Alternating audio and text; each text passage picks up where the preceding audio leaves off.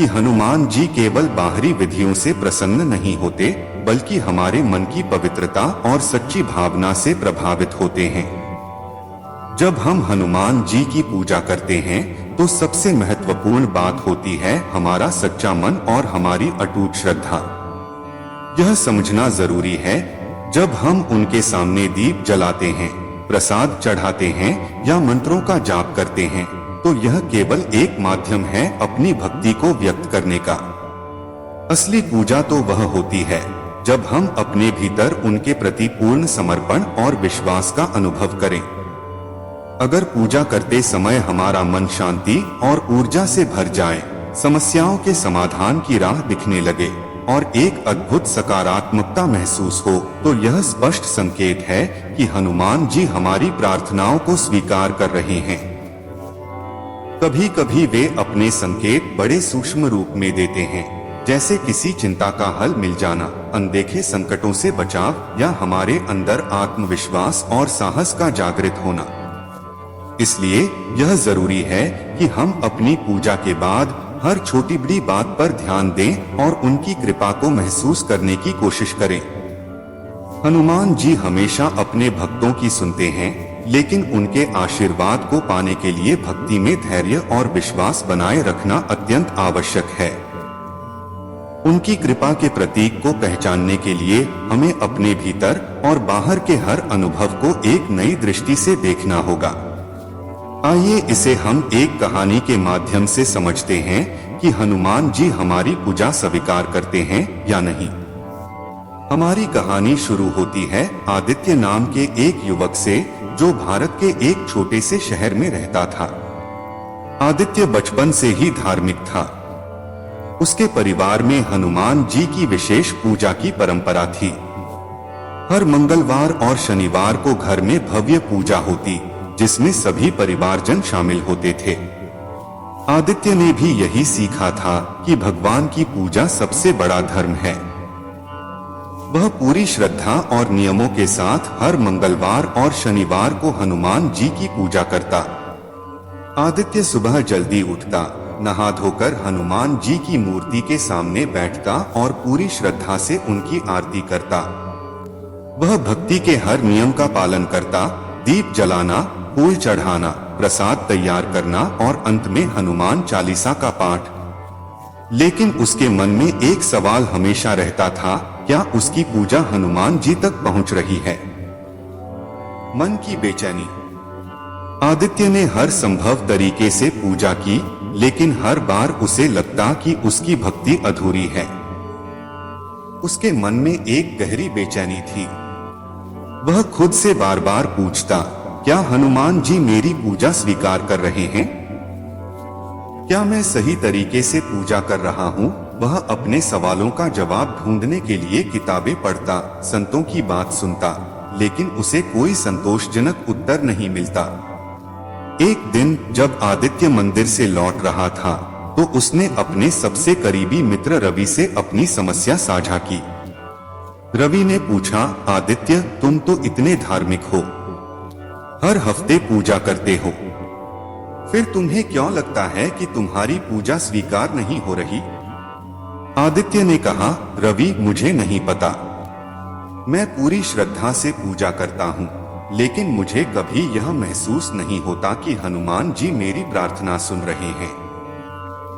मुझे हमेशा लगता है कि कहीं न कहीं मुझसे कुछ कमी हो रही है।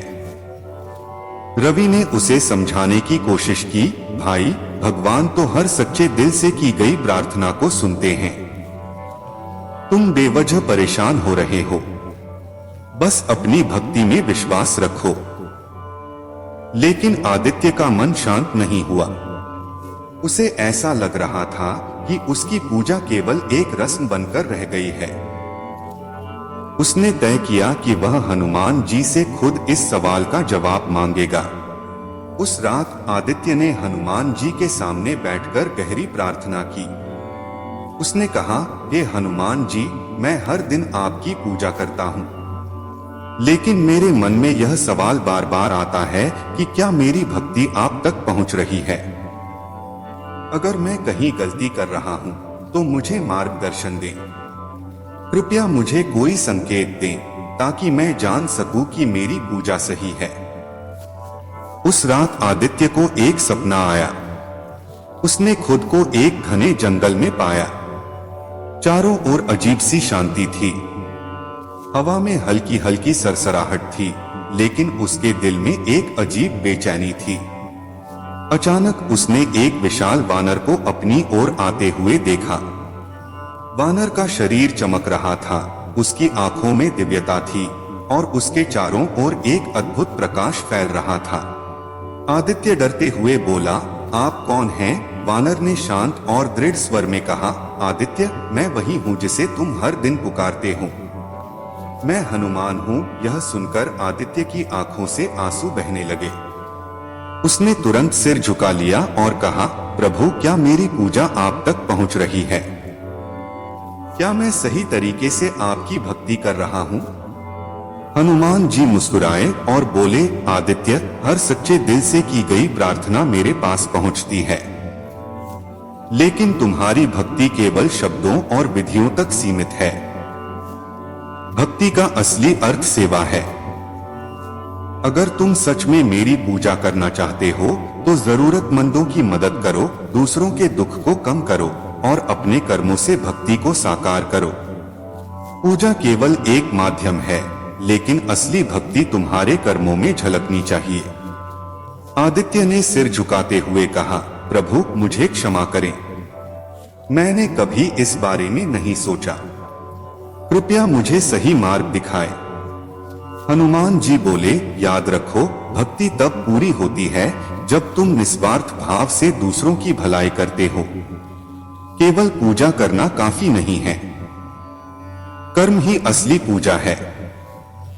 नए जीवन की शुरुआत। सुबह होते ही आदित्य की नींद खुली। वह सपना इतना स्पष्ट और गहरा था कि उसने तुरंत अपनी दिनचर्या बदलने का फैसला किया। उसने तय किया कि वह अब केवल पूजा तक सीमित नहीं रहेगा, बल्कि अपने कर्मों के माध्यम से हनुमान जी की भक्ति करेगा। उसने अपने मोहल्ले के गरीब बच्चों को पढ़ाना शुरू किया। वह हर रविवार को मंदिर के बाहर भूखे लोगों को खाना बांटता। उसने अपनी कमाई का एक हिस्सा समाज सेवा के लिए अलग कर दिया। वह जहां भी जरूरत देखता, मदद के लिए आगे आता। धीरे धीरे आदित्य की पूजा में भी बदलाव आया। अब वह हनुमान जी के सामने बैठकर केवल आरती और मंत्रों तक सीमित नहीं रहता। वह अपनी प्रार्थना में कहता, प्रभु, मुझे शक्ति दें कि मैं दूसरों की सेवा कर सकूं। मुझे मार्गदर्शन दें कि मैं आपके बताए रास्ते पर चल सकूं। आदित्य के इस बदलाव से उसका मन शांत हो गया।